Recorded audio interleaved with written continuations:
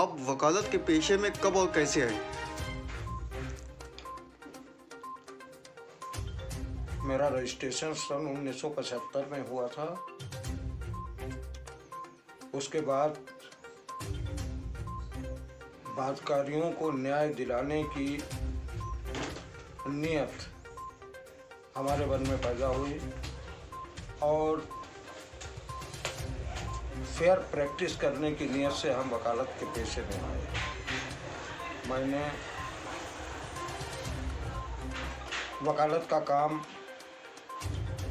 समाज को इंसाफ दिलाने के लिए शुरू किया और 1975 से अब तक बराबर अपने इस दायित्व का निर्वहन समाज के लिए किया है।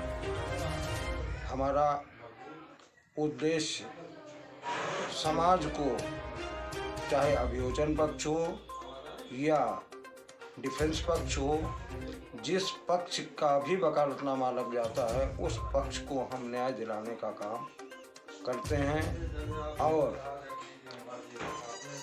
जो न्यायिक और विधिक सिद्धांतों के आधार पर हम केस को लड़ते हैं और ईमानदारी की वकालत करते हैं। जहाँ तक सवाल प्रैक्टिस में आने का है, ये मेरी शुरू से इच्छा रही कि समाज के जो उपेक्षित लोग हैं, जिन लोगों को ऐसे उपेक्षित लोग जिनको उनके अधिकार नहीं मिल सके, ऐसे उपेक्षित समाज को जोड़ने का काम भी करने की नीयत मेरी हमेशा से रही है और उस न्याय दिलाने के लिए न्यायिक सिद्धांतों का प्रतिपालन भी हमने किया है। मैं उदाहरण के तौर पर कहना चाहता हूँ, संवैधानिक व्यवस्था संविधान में दी गई है कि व्यवस्थापिका, कार्यपालिका, न्यायपालिका, ये तीनों विंग हैं और ये विंग क्यों बनाए गए हैं? क्योंकि बाबा साहब डॉक्टर भीमराव अंबेडकर ने कॉन्स्टिट्यूशन में व्यवस्था दी है कि यहाँ भारत के कॉन्स्टिट्यूशन में सेपरेशन ऑफ पावर्स का सिद्धांत लागू होगा।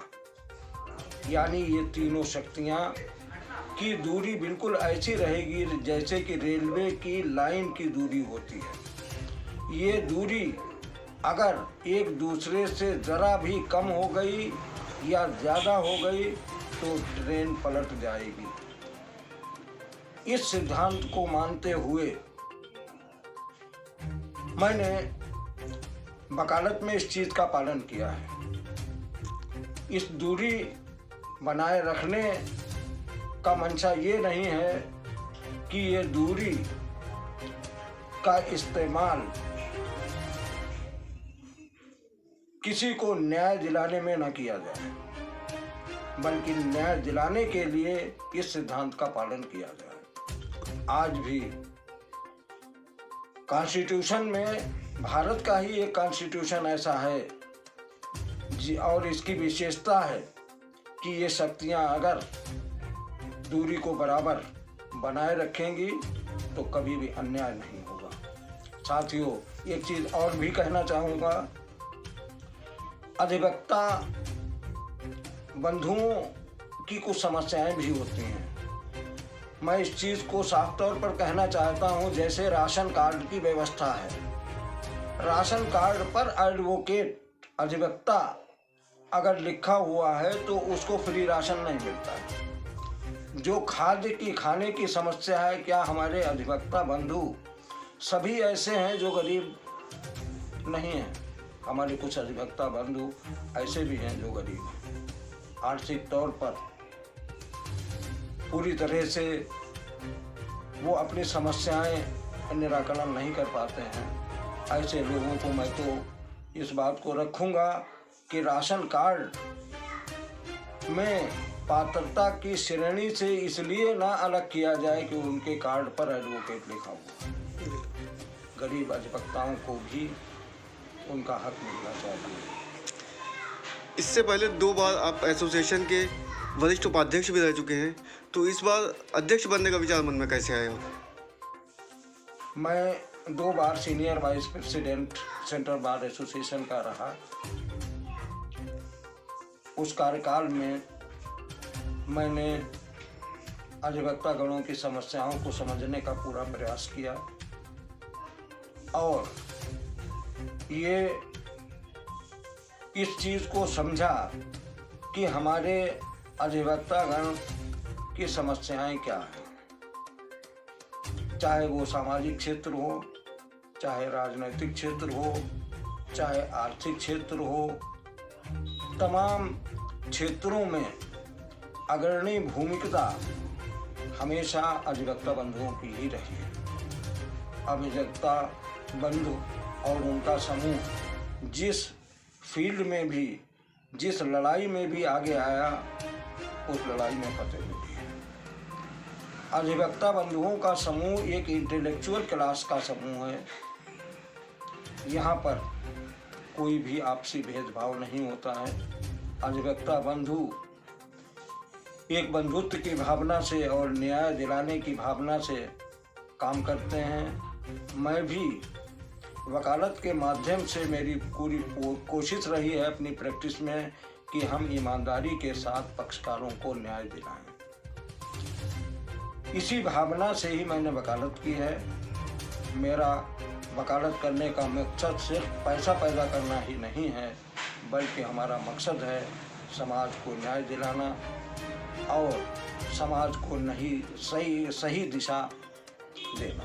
जहाँ तक मेरा विचार है, मैंने 2 बार सीनियर वाइस प्रेसिडेंट जब रहा, मैंने अधिवक्ता बंधुओं का स्नेह प्रेम पाया और मैं समझता हूँ कि इंटेलेक्चुअल क्लास जो कि डबल ग्रेजुएट क्लास है, ये बहुत समझदार है। इस वर्ग के सामने राजनीतिक भाषण देने की ज़रूरत नहीं होती है। हकीकत में ये इंटेलेक्चुअल क्लास का संगठन, इसकी जो भी गर्मियाँ है, संगठन की गोपनीयता है, उसको बरकरार रखना हमारा फर्ज है। और ये संगठन बहुत ही पवित्र संगठन है। अधिवक्ता बंधुओं का वोट की कीमत लाकीमत है। हमारे बहुत से लोग ऐसे हैं जो बदनाम करने की कोशिश कर देते हैं। मैं साफ तौर पर इस बात को कहना चाहता हूँ कि हम इस समाज को एक अच्छा समाज की संज्ञा देते हैं और अच्छा समाज बहुत पवित्रता से अपने ब्रेन को यूटिलाइज करके सही व्यक्ति को ही चुनता है।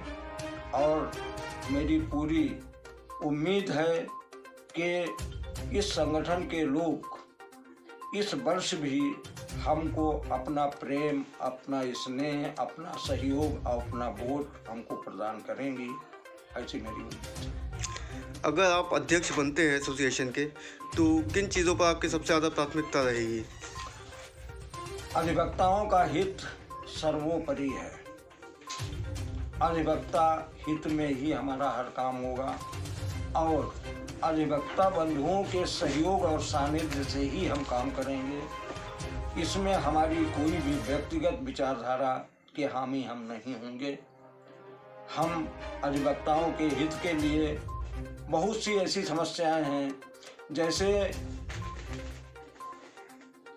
अदालतों के अंदर अधिवक्ता बंधु प्रैक्टिस के लिए खड़े होते हैं, उनके खड़े होने का स्पेस अलग है, बातकारियों के खड़े होने का स्पेस अलग है, सरकारी वकील के खड़े होने का स्पेस अलग है। मैं चाहूँगा अधिवक्ता बंधु जो उम्र दराज हैं, वो जब अदालत में जाते हैं, खड़े खड़े थक जाते हैं, मैं सबसे पहली प्राथमिकता ये दूंगा कि अदालतों के अंदर ऐसे अधिवक्ता बंधुओं के लिए, सम्मानित बंधुओं के लिए कुर्सियों की व्यवस्था भी नीचे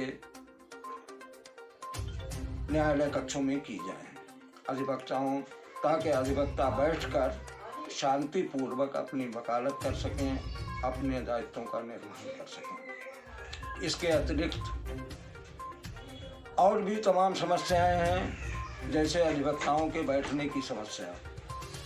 टीन शेड बने हुए हैं, बरसात होती है, हमारे अधिवक्ता बंधु भीगते हैं। हमारे यंग ब्लड के, हमारे यंग अधिवक्ता नए लोग जो आते हैं, उनके बैठने की बहुत बड़ी समस्या है। मैं उनकी समस्या को निराकरण करने के लिए अपना पूरा सहयोग दूंगा और मैं शासन से भी इस बात की मांग करूंगा कि अधिवक्ताओं के बैठने की अच्छी व्यवस्था यहाँ पर की जाए।